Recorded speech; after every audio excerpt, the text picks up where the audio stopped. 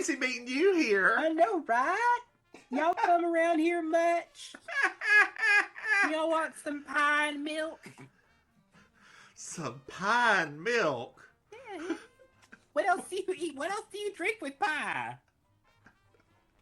But like, why are you offering some pie and milk?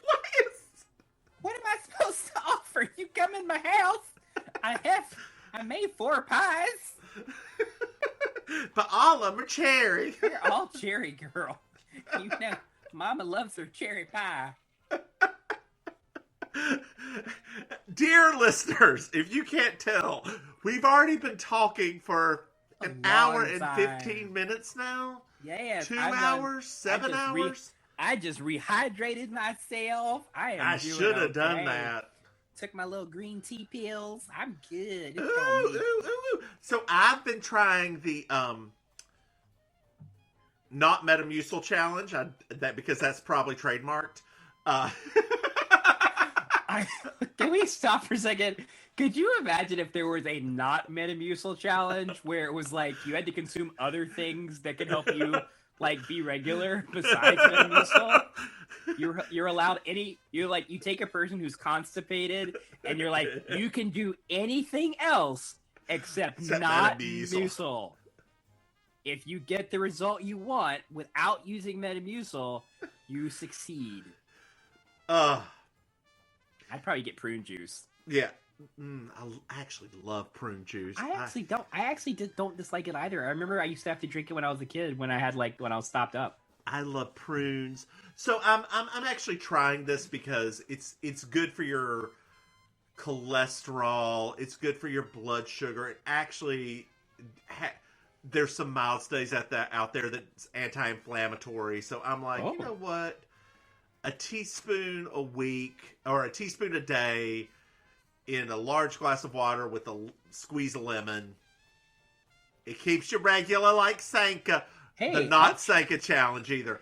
Not Sanka challenge. Actually, you know what? I'm going to try that too. I'm also going to get on this not Metamucil challenge. And then next time when we're doing this show and we both have to nearly poop ourselves, we have to stop early. It'll be the end of the challenge. Oh God.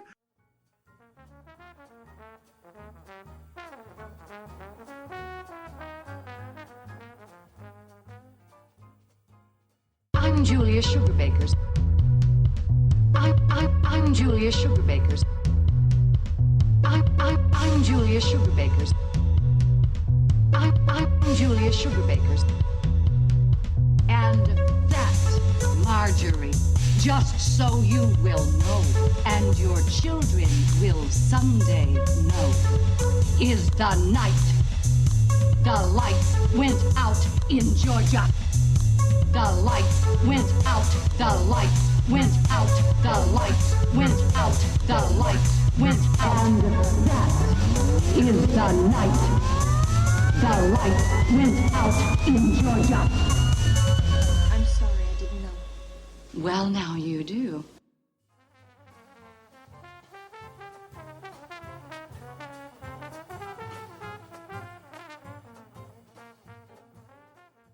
So, girl, are you ready to talk about episode 4? Yes. So remember, because we always have to start beginning again because it's a new episode. It's true. So welcome, world, to Baking Sugar, a Designing Women podcast. I am one of your hosts, Auntie Maim. And I am the divine Miss Mims. And we're going to be exploring episode 4, Julia's Son, from October 27th, 1986. So, Meshack Taylor, where are you? I thought you were going to sing Bernice's song, and I was like, don't do that yet. No. Bernice isn't here yet. Don't. I had forgotten about the song. It's a surprise for later. It's a surprise. A problematic surprise. Surprise, eh? I did. I was like, oh no, don't sing that yet. They won't get the context. So we're at Sugarbakers, imagine. Sugarbakers. And this episode's the first episode, I think, that actually takes place all at Sugarbakers. Yes. Because they don't leave. Yeah, no, they don't leave. So Payne is coming home. Payne, Julia's only son. Julia's only child? Well, whatever. Okay. Only child. Yeah. And he's bringing home a girl from college. Yeah. And it's been very hush-hush. Yeah. So Suzanne's trying to figure out why Julia's so upset and wanted to find out if somebody's actually pregnant because Julia's acting like this one's more serious than usual. And she's like, no. It's just, he's very, it's just more serious. Like, I've never seen my son kind of like this. And Suzanne's like, well, you're lucky that he didn't turn out to be a homosexual because you're overbearing and you gave him a homosexual name. Mary Jo says, there are no such things. And Charlene's like, well, the question that I would ask, what are the homosexual names? Did you write them down? Because I did. I did. You go ahead, though. Daryl. Uh-huh. Wade. Uh-huh. Tommy. Uh-huh. Peter. Uh-huh. And Dennis. And what are the heterosexual names? Chester and Ralph.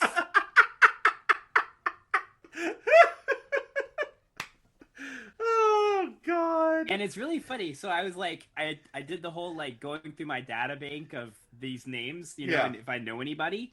The only homosexual out of that list of the names, I do have a homosexual friend named Daryl. But the Tommy in my life, the Peter in my life, the Wade in my life, they're all happy heterosexual men. So I don't know. One out of five is not really. I've never really met a Dennis I liked. I shouldn't say that. The Menace, maybe. Have I ever met a Dennis before? Yes, we went to school with tons of them. Did we? Yeah. Oh, I forgot. Actually, the one that we went to elementary and middle school, I didn't mind him. Dennis. He last name, I'll bleep it out. What? Okay. I have to Google him. I like to Google people from way on back to see what they're doing. You do, honey. And I'm just like, and whether Republicans or not. Anyway, let's. That's it. You care if they're Republicans. I care if they're still alive. And even then, we don't really care. So Julia and Charlene are talking about how people get engaged to each other, like Jerry Lewis got engaged to his granddaughter, Jerry Lee Lewis. Oh, lady! Please, for the love of all things holy, if you put that out there on the airwaves, that's gonna like necromance him back, and then we're gonna have to be like, sorry, Jerry Lewis, we meant Jerry Lee Lewis. You would never marry your cousin that was only 13 years old. Are we sure? I don't know. Probably. But it's funny because as we were talking about this, like not Suzanne, Julia starts joking about, well, that's definitely how I'm gonna view the rest of my life, is like, what would Jerry Lee Lewis do? Uh-huh. And I was like, oh my goodness, part of our merchandise that we could have would be like WWJLW do, like that could be like definitely like a baking sugar memento. Yeah. Because I was like, oh yeah, what would Jerry Lee Lewis do? It's just like a character of him at a piano. Yes. So Suzanne then compares Charlene's family to Deliverance and Coal Miner's Daughter because her parents got engaged real early. And I'm like, I'm not saying they're stupid. They're hicks. Like, no, it was are you saying my family has homosexual names? No, they're hicks. No, honey, I'm not saying that at all. They're hicks. Like she said it in such the most pleasant. I've never heard hicks said in such a pleasant way before in my life. So then Mary Jo and Julia have a talk about their kids growing up. Oh, yes. This is another one of those moments where you're like, where is this? What is the platform of this show? Suzanne gets them though. Like, no, she does. She says they don't want liberated females getting hold of their babies, right, ladies? And they just both say right at the same time.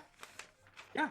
I was just like, and then Mary Jo literally says, some of them are scum. I missed that line. Holy. Like, she literally says, I don't want to badmouth my fellow liberated women, but some of them are scum. Scum is the word she used. Well, enter Payne. Played by George Newbern, who, if audiences have no idea, like, he was a very prominent, like, young actor in the 80s, but what most people will know him from is from Scandal. Well, and SVU. Scandal. I think there are two different demographics listening to this podcast. Okay. I have never seen an episode of Scandal in my life. I have seen so much SVU. You better email me that gay card right now. Send it right now. I don't do Kerry Washington's wine. Send that card right now. How dare you? How dare you, ma'am? How dare you? So they all say hey to Payne. Girl, you're going to have to get over this. We got a whole episode to go through. I had a little bit of a crush on Payne. I don't know if I like that actor in the 80s. I always really thought he was really cute back then. Oh, really? He's such a bad actor. No, I know he's not a great actor, but I thought he was cute. Like, he had that very kind of like boy next door, American-y, pie-ish kind of look about himself in the 80s, you know? So then Primrose Primmie Horton comes in, who is played by Natalia Noglish, which I don't know how many Trekkies we have out there, but she is one of my favorite characters, side characters from Star Trek The Next Generation.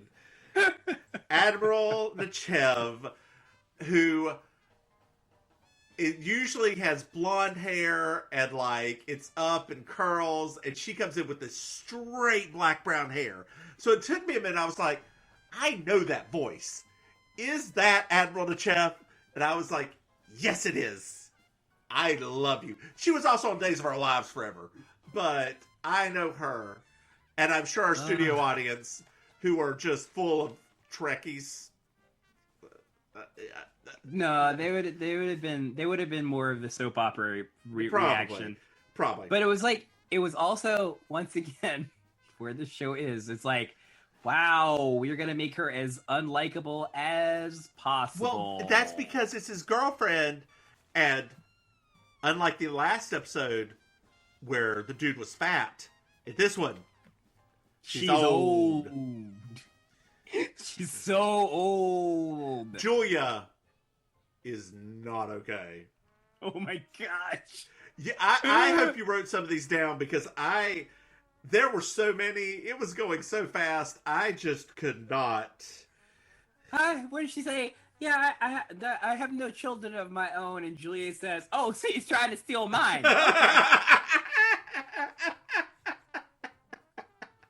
Oh, goodness. So we skip a little bit ahead, and Julia and Payne are up in the upstairs. They're having. Oh, wait, you forgot about the over my dead body moment, where Primmie suggests that they are going to be sleeping in the same room. Oh, right. And she says, Payne, and she does this once again in the most unlikable way. Payne, can you please take our bags up to our room? And Julia stops Payne and says, over my dead body. Which, yeah. Which, once again, though, like, not even Julia aside, like, that's kind of like a Southern thing. Yeah, oh like, yeah, no, you do not sleep, until you're married, you do not sleep in the same bed. You don't cohabitate like that. What are you talking about? So Payne and Julia decide to have a little conversation up in Julia's study, I guess. I love these heart-to-hearts, by the way. I actually think these are, like, to me, are some of the most enduring moments of Dixie Carter's, like, reign, is when she's interacting with the son. It's true. But, so, I don't know if you noticed, but I'm sure you did, because you are a hoe. You could see Payne's penis. I'm not a crotch watcher. Times have changed. I've never been a crotch watcher. I remember you in high school. that was high school. Then I actually, but like I've literally I've actually gotten made fun of because I'm such a not crotch watcher. I'm not usually. I will look at a nice ass, but it was right there. Like it was, I was like, not there, right there in the light, gray warm-up pants. Just hello, little Payne. You know, it's funny. You were just pardoned. It's funny. Oh my gosh. But I think it's actually funny though, because I did have a thought as I was, she's not a dad. I did have a thought as I was watching it. So like at the end of that scene where he's hugging Julia, I actually thought to myself, I was like, oh, he's wearing those gray sweatpants that people are always joking about. But it was well past. It was a front. Bloop. No ass, but the front had an ass.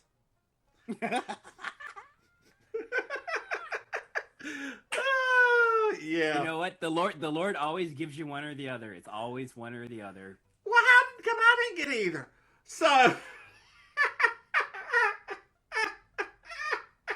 it must be my winning personality.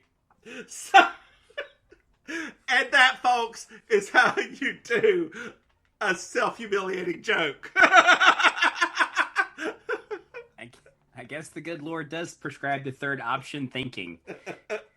Anyway, so girl, Julia admits that she doesn't like Primmie because of her age. I love that she has to admit to this as if it's like a secret. And like they have a deep heart to heart. And Payne was like, "Well, Dad always said find an older woman." Which Julia was like, "What?" Well, that was well before he met you. Well, yeah, but once again, this is that whole thing about the South and how men lived very different lives than women did. And then he was like, you know, if you find a woman that gives you half the sex life your mom and I had, you'll be a happy man. And if you listen to your mother about women, you'll be effed up. Like, yes, which is true. Which is true. I will say my favorite line in this whole little thing was like it wasn't specifically a joke, but it was a good visualization where he was saying that she looked terrible trying to smoke Dad's pipe. Oh yeah. I was like, oh, I would love to see what that looked like. Exactly, right? Like, pipes that, you know, if you never smoked a pipe before, they are awkward. Like my dad smoked a pipe, so I was like, I can't even imagine that at all. Julia admits that she misses her husband. Yeah. And the one thing her husband told her was to not let Payne marry an old woman. Yes! Which Payne says, nice try, mother. So, now we're to the next morning. And Primmie, everybody thinks Primmie is being dramatic. She's taking her morning bath. I did love, like, you caught, like, Julia being overly dramatic when she's talking about it. I love that. Yes. I was like, Julia should act like this all the time. It's true. And Suzanne's like, what? You don't have to be openly hostile. And, you know, it's like, well, Suzanne, you've slept with a lot of older and younger men. You. And Mary Jo's like, give her a chance. Primmie. Wait. You can't skip over the snoring. Oh, the snoring. So Julia goes in. Julia's talking about all this, and she's like, I went into her room last night, and she snores. And they're like, everybody snores. No, she snores like an old person, or maybe near a dead person, or maybe nearly like dead. Like a death rattle. God. Her snore sounds like a death rattle. I was like, that is the worst thing to say. So now, mind you, this entire episode. Okay, so this is what's really funny, right? So as we were going through this episode, and it's obviously like it's a lot of jokes about being old, a lot of jokes about old women, things like that. We're not going to talk about it yet, but when we get to the actual like end of the episode where they reveal her actual age. I thought about every joke that happened on this episode, and I am not going to say yet why this for me was a lot, but I was like, are you serious? Are you specifically, for me, are you serious about the death rattle and everything else? So Primmie shows up. She's like, do you have any lavender for my bath? Lavender. And she's like, no, fresh out. I thought about going to 7-Eleven last night to get some, but I decided why not wing it. I like when she's like, what about some 20 Mule Team Borax? I was like, yes. This is the South, definitely. If she's going to call it the 20 Mule Team Borax, like, she called it by its Christian name. Like, Lord. So, Primmie disappears off stage and comes back. She's decided not to take a bath. She comes downstairs, sits down. Mary Jo offers her some coffee. She's like, I'd love some with some anisette, if you have any. And Mary Jo's like, I've got a couple of licorice sticks I could throw in there. I thought about you. I was like, I wonder if he's ever put licorice in his coffee. No. That sounds mediocre. How did your licorice turn out, by the way? Oh, it was fantastic. It was good. fantastic. Everybody loved it. Okay. Loved it. I'll send you some.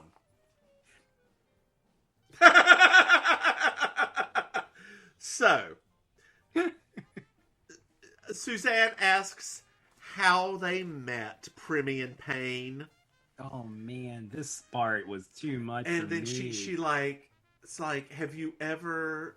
I love Lord Byron. Even when I'm teaching the Elizabethan age, I managed a way to just fit him in, which is dirty because Lord Byron is dirty.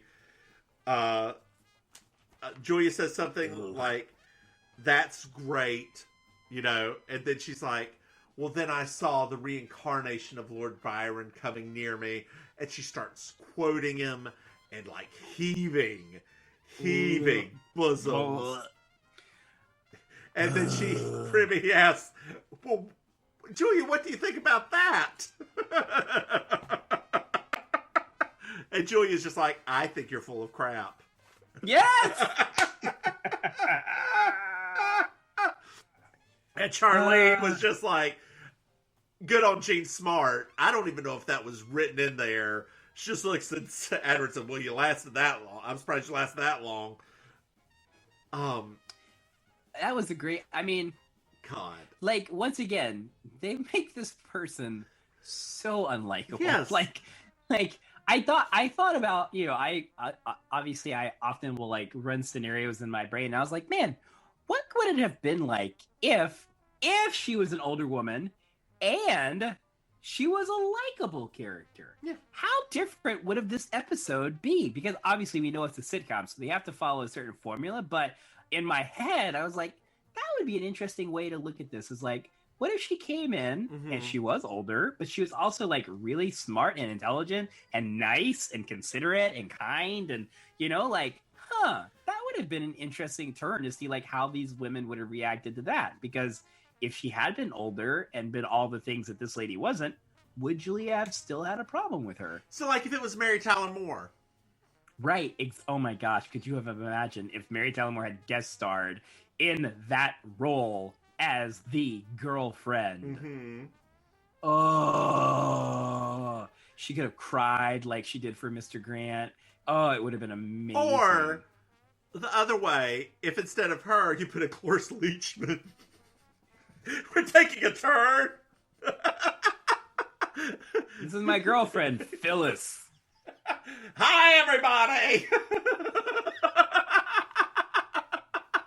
Or Rhoda. Oh my Valerie God. Harper. Valerie Harper, because she would have been a contemporary at that point, right? That's when she had that sitcom, Valerie. That was when she had Valerie. Oh my God. Yeah. Actually, a guest appearance. In thinking about it, why not Valerie Bertinelli? Oh, she would have been too young though. That That's was when true. she was like she was still like her late 20s at that point. So that would have been too young. But no, Rhoda would have been. Yeah. Or Jean Stapleton. Oh yeah. Julia! Julia! So, Do you have any lavender for my bath?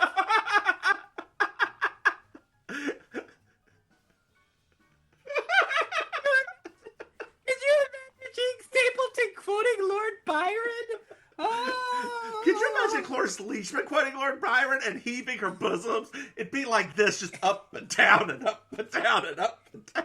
And laid his bounty upon my grateful breast. Madeline Kahn!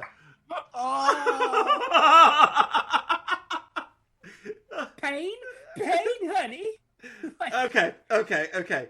So Julia and Payne are now upstairs again. They're having another talk coming to Jesus. Another come to Jesus. Like, wow. And Julia, this was sweet. This one was very sweet, though. It was. Julia just basically dotes on Payne. It's like, I love you. You know, you're such a strong person. Blah blah blah. Remember, she says you're the first thing that ever intimidated me. Right, and that is super sweet. Primmie then comes in, which once again, in hindsight, uh-huh. you know that this woman's been listening in on their entire conversation. Yeah. So Payne walks out. Primmie and her talk. Primmie said, "Well, you've said a lot about me. Can I tell you what I think about you?" Yes, Primmie. She's like, "Well, bring it. I think you're pompous and overbearing, and blah blah blah blah blah. And if you keep this up, I'll make sure that Payne never sees you again." Because she's got that. Her female anatomy apparently has that sort of an influence over. You know what? Over men. It just clamps down and doesn't let them go. So Julia then looks at her and is like, "Are you finished?" Woo, because when she says, "Are you finished?" By the way, I was like, I'm going to not take any notes this time around because I need to like sit here and let the gospel overwhelm me before I try to dissect what's about to happen. Because when she said it in that voice, oh my goodness, when Julia has that moment sometimes, oh. So she found out that Primmie does this every fall. Every fall With the new 20-year-old. Yep. And Payne hears that and he's like, "Oh, it's time for me to go in." Yep. So he was outside listening. He turns back around and he lets Primmie have it. And don't forget, Julia invokes the woodshed. Yeah, that's right. She said, "What I'm saying is, we're gonna take this to the woodshed, and one of us is not coming out." And Payne's like, "No. I have to go settle this." He goes in and sets Primmie straight. "Hey, girl." I love how we get to see him channel his mother. Right. "Hey, girl, I'm an independent lady. Your poussoir does not control me. And you are, how old, girl? How old is she? How old 41. is she? She is 41. 41. How old are you?" 41. Oh, okay. As of last week. Do you have a death rattle yet? I've always I was born with a death rattle. It's called allergies. Yeah. Oh, God. Yeah, that did not, So she is actually Julia's age, right? No, Julia would be older. She's in, her 50s, I think she's supposed to be. Are you sure? I think so. Because, hold on. No, she's 43. Because she would be 13 when the mother had Suzanne. So she's 43. Or something like that. In her 40s. In her 40s. So yeah, just in case you didn't know, audience, the two of us are also in our 40s. I turned 41 this year. As you know, millennial 40s are not like they were back in the 80s. No. Our faces don't crack as early. No. So he sends her downstairs to wait in the car. 41. Ugh. And Julia's so proud of him, that he goes downstairs. Everybody says their goodbyes. I love that. And then Julia says, "What was that?" "Oh, I'm hugging. I'm air hugging." You've never been good at expressing emotion. I have enough emotions. Like 3. You're probably borrowing one right now. So, now that was just gas. Julia asked Payne, "Hey, how did she know she was 41?" He's like, I looked at her driver's license.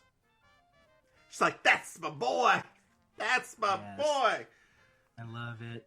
Don't forget about that last line that Mary Jo gets in there too. Oh yeah, I have. Remember to drop us a line if you find someone your own age.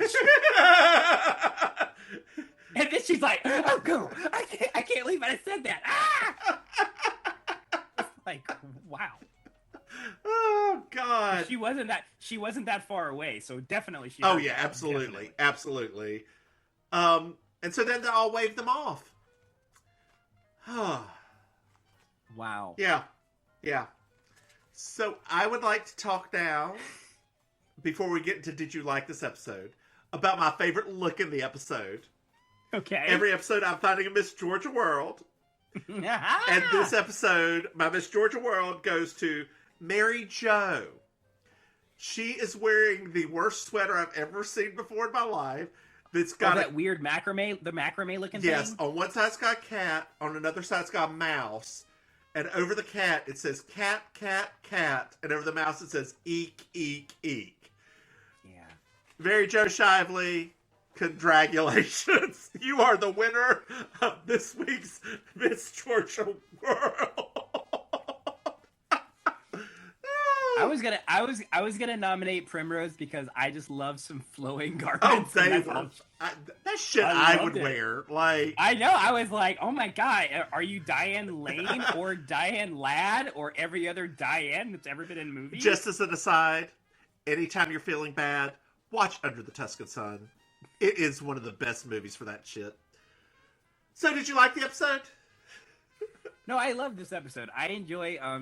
I always like anything is involving their families, like all of the different when people's families make guest appearances. Like these are like some of my favorites, and I did like this one because especially Julia didn't get to do her come to Jesus. Like it was actually the son, and I was like, oh, that's actually cute. You know, like I forgot about that part. So I actually would like this one. However, as a newly anointed 41-year-old, I was a little bit pressed, a little bit when they said her age, because they styled her to look even older than that. Oh yeah. And so I was just kind of like, dang, girl.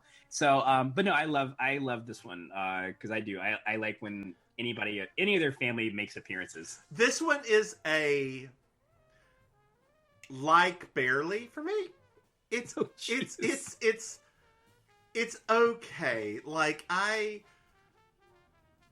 it's wasted with Payne. Like he is such a bad actor, and he was still so young though. Like remember, young actors in the 80s weren't like young actors now. Scott Baio was better. Kirk Cameron was better. You know what? They're both conservative assholes, but they're still better actors. Yeah, but they weren't guest actors. They had their own shows. True. This is a guest actor. We'll start picking apart all of the guest actors, and we'll see just how great of actors they are. But Primmie was fantastic. That's because Primmie was old. She's already had an acting career. She's real old at 41. She's so old at 41. Get out your canes and walkers. In the 80s, 41 for a woman was actually very old. Like there was no Meryl Streep at that point that was basically saying, "Hey, you don't have to stop your career at 40." So there's a part in there where they're talking about Primrose like off to the side, and they're like, "I just picture her with her hair up, blonde curls, with little berets on the side." That is her exact look as Admiral Nechayev. And I'm like, I wonder if she was like, I know it wasn't, but I was like, I wonder if she's just going to do that as a nod to it. Isn't it amazing? We're the only people that think of things like that. We're like, hey, That would be cool if you had tied that into that. Yeah. And we both know, like, already, we're like, that's not what happened. No. But it was a nice thought. It is a nice thought. It is a nice thought. All right, girl. All right, Miss Mims. So that was episode 4 of Baking Sugar, a Designing Women podcast. We will see you next week. Thank you for listening. Thank you for your support. Thank you for making it through this episode with us.